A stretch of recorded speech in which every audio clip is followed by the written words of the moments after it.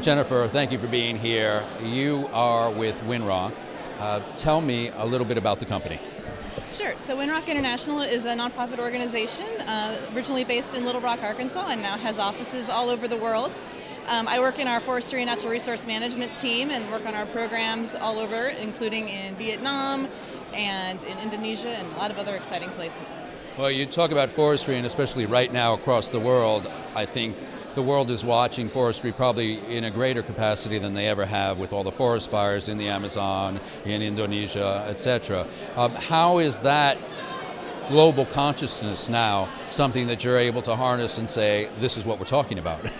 Absolutely. So Winrock has been working in the forestry sector for decades, and it's unfortunate that the current situation has brought about the attention that it has, but at the same time, the work that we've been doing all this time has given us a lot of really wonderful tools that we can use to help address the challenge that the world is now having a greater appreciation for.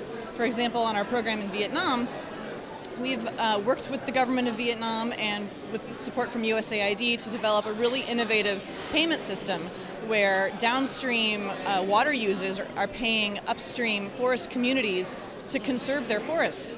The reason they're doing that is because they know that they need water that forests provide to come downstream into hydroelectric plants, to large water users like bottling companies and garment industries that need a regular supply of water, and maintaining that forest cover is a good business decision for them.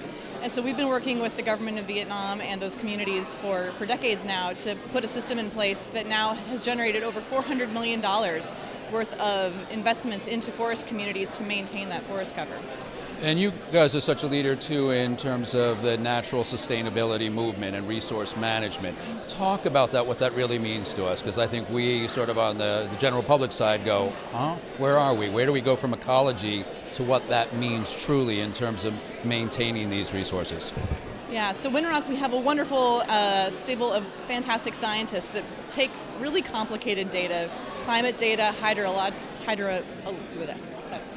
can take climate data and hydrologic data and boil it down into something that actually makes sense to an everyday decision maker. Am I going to cut down this forest? Am I going to grow crops here and make those land use decisions that are going to have long-ranging impacts for the communities all around them for a long time? And part of what I think we do really well is taking that science and making it really useful and putting it into different digital platforms with GIS data and things like that to make it usable for the everyday non-scientific person. We also have the whole campaign of the UN and Agenda 2030 and the 17 Sustainable Development Goals. You guys and your work are so aligned with that.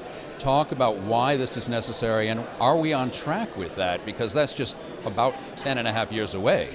Yeah, no, there's a lot of work to be done, and we're excited to be a part of it. The